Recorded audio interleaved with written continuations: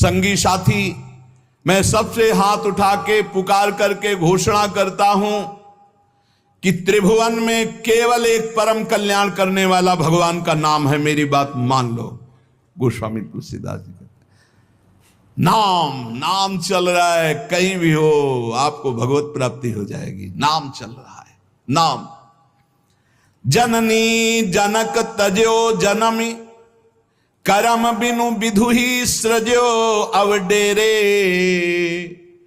मोहू सो को कहत राम ही को, सो प्रसंग के ही केरे। देख लो मेरा भाग्य, जन्म लेते ही माता चली गई। बड़े महापुरुषों के साथ बड़ी घटनाएं घटती हैं। जन्म लेते ही माता चली गई। अभागी जानकर पिता ने कभी प्यार नहीं किया, त्याग कर दिया। जिस पुत्र के प्रकट होती मेरी अर्धांगिनी चली गई, मैं ऐसे पुत्र का मुंह भी नहीं देखना चाहता। तो माता ने तो शरीर त्याग के चली गई, पिता ने मुझे त्याग कर दिया। ब्रह्मा ने मुझे कुछ अभागा ही रचा है। गोस्वामी तुलसीदास जी कहते हैं बड़ा बेढप मेरे भाग्य की रचना करी। जिसके दरवाजे में खड़े हो जाते टुकड़ा नहीं देता, भगा देता। जिस दासी ने पालन पोषण किया कुछ दिन बाद वो भी पधार गई। सबको ये भ्रम हो गया कि तुलसीदास जी महाराज के लिए कि बड़ा भागा बालक है, जिसके दरवाजे पे खड़ा होगा कोई घटना घट जाएगी, कोई भोजन नहीं देता। बोले ब्रह्मा ने कुछ भाग्य ही ऐसा रचा था। अब जो मुझे समझ में आया कि मेरा जो भाग्य बदला वो राम नाम से। राम राम राम, पकड़ो बात को, पकड़ो। अब तो कोई कोई कहता है कि तुलसी राम का है। अब अभाग्य मिट गया। बड़े बड़े बादशाह ताज उतार कर रखते हैं, जानते हुए सब क्यों हो रहा है? क्योंकि हमने राम नाम का आश्रय ले लिया। अब खूब राम राम राम राम जपता हूं, उसका परिणाम हुआ कि सब कोई सम्मान देता है, सब ताज उतार के रख रहे हैं, प्रणाम नमस्कार, दुनिया वाह वाह। क्यों? क्योंकि राम राम जपता हूं, राम का हूं, इसलिए। बात समझो। अगर पकड़ पाओ, कह रहे हाथ उठा के कह रहा हूं, जन्म से अभागा कहा गया, मां पधार गई, पिता त्याग दिया। संसार के लोग कहते अभागा है, लेकिन राम नाम का प्रताप ऐसा उदय हुआ। मोहू से को कहत राम ही को, सो प्रसंग कह के रे। उसी नाम के बल से लोग अब कहने लगे तुलसी तो राम का है। फिर ओ ललाट बिनु नाम उदर लगी, दुखो दुखित मोहि हेरे। आहा, जब मैं राम नाम का आश्रय नहीं लिए था, तब पेट भरने के लिए द्वार द्वार पर ललचा कर भूख से व्याकुल होकर खड़ा होता। उस समय मेरी दशा मुझे याद है कि अगर दुख देखे तो दुखी हो जाए, ऐसी मेरी दशा थी। बालक अवस्था, भूख से व्याकुल, दूसरे के दरवाजे पे खड़ा और धक्का मार के लोग भगा देते, अभागी है। फिर ओ ललाट बिनु नाम उदर लगी, दुखो दुखित मोहि हेरे। अब बोले नाम प्रसाद लहत रसाल फल, अब हो बबूर बहेरे। नाम राम राव रोई हित मेरे। जब नाम जब शुरू हुआ तो नाम की कृपा से क्या हुआ कि बबूल और बहेड़े के जो वृक्ष थे अब उनमें आम लग गया। मान लो मेरा जीवन बबूल का पेड़ था, बहेड़े का पेड़ अपवित्र माना जाता है, लेकिन उसमें आम लग सकता है, लेकिन लग गया क्योंकि मेरा जीवन ऐसा था। आज परमानंद की बाढ़ आ रही। बोले वे किसके बल से? बोले राम राम राम, नाम के बल से आई। नाम प्रसाद लहत रसाल फल, रसाल माने आम का फल। अब हो बबूर बहेरे। पहले तो मैं कैसा था? बोले बबूल का पेड़, काटा ही उगेगा, दुख ही मिलेगा। और जब नाम का जप शुरू किया तो उसी बबूल में रसाल लग गया, आम का फल, अर्थात महान आनंद।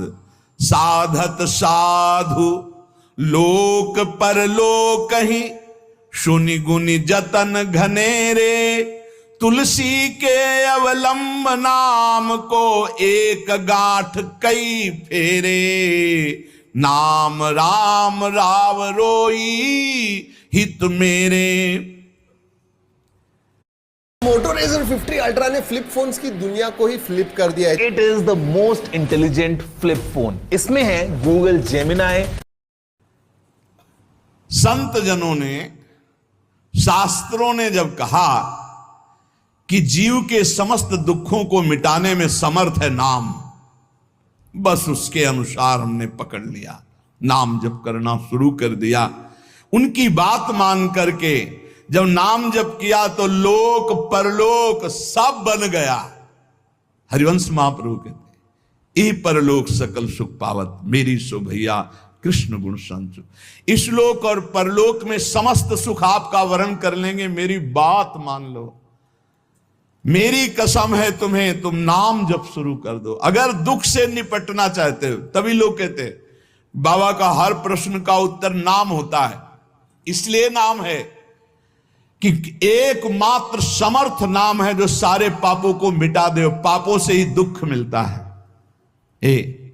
ऐसा कोई पुण्य नहीं है जो इतना समर्थ हो कि हमारे जमा के जमा गोदाम पापों को नष्ट कर दे।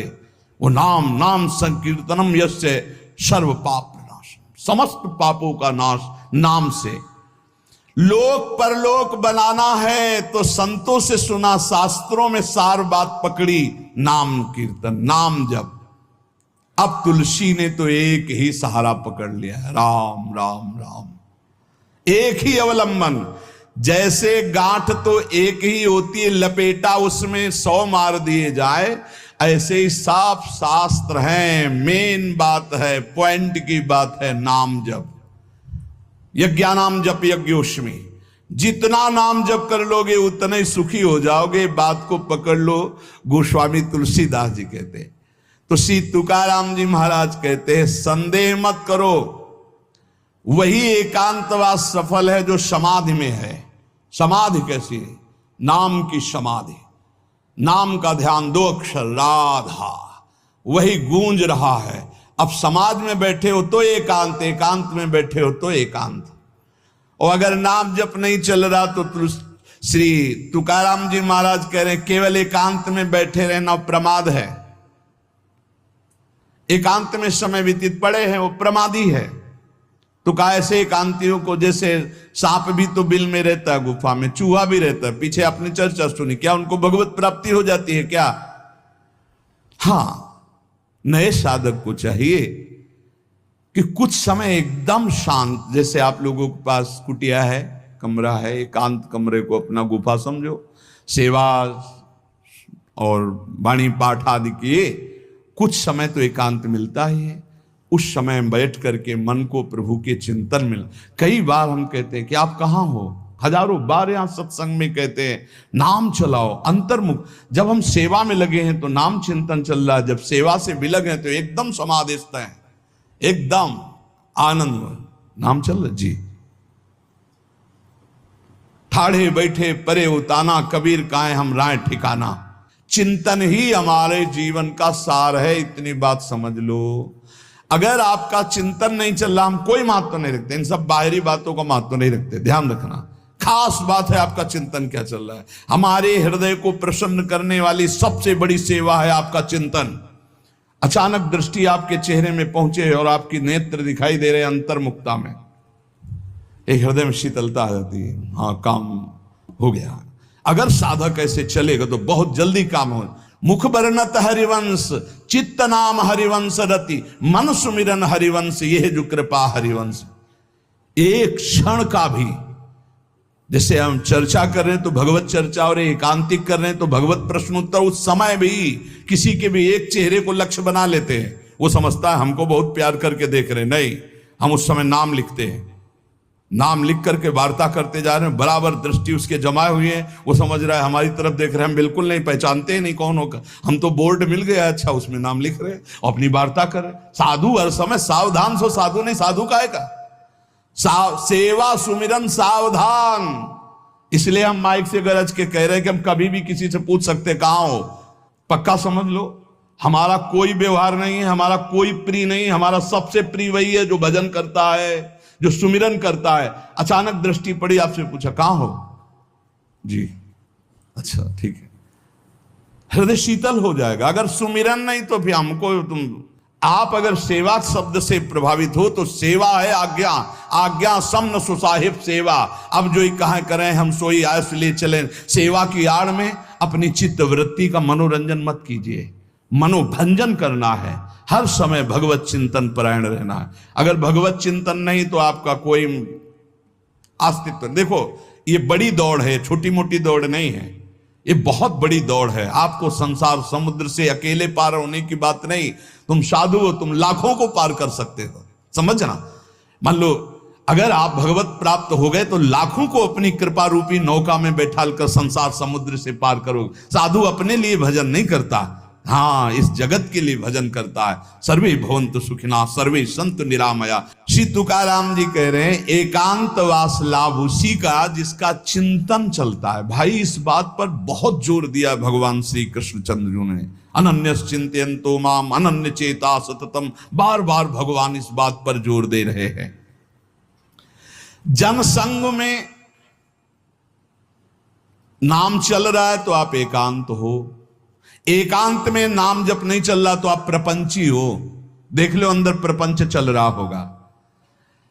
जन संसर्ग से शून्य अर्थात भीड़ भाड़ में रति न होना, अर्तिर जन संसदी, और एकांतिक भगवत चिंतन होना। हम एकांत को समझते कमरा में पड़े हैं तो हम एकांत हैं, हम ऐसा एकांत नहीं समझते। एकांत है कि हम प्रभु के चिंतन में हैं तो एकांत है, चाहे बाजार में खड़े हों। अगर प्रभु का चिंतन नहीं तो एकांत में कमरा में पड़े पड़े एकांत में कोई लाभ नहीं। एकांत में उसी का लाभ है जो एकदम समाधिस्थ तन्मय है। एकांत में समाज में सावधान होकर चेष्टाएं कर रहा है और नाम अंदर अंदर चल रहा है। आनंद कंद भगवान गोविंद को छल छंद अच्छा नहीं लगता, मतलब नाटकबाजी अच्छी नहीं लगती। जहां हो वहीं भजन करो, जैसे हो उस परिस्थिति में भजन करके दिखाओ। भजन की भूख जग जाए यार, यही सत्संग का लाभ है। भजन की भूख जग जाए।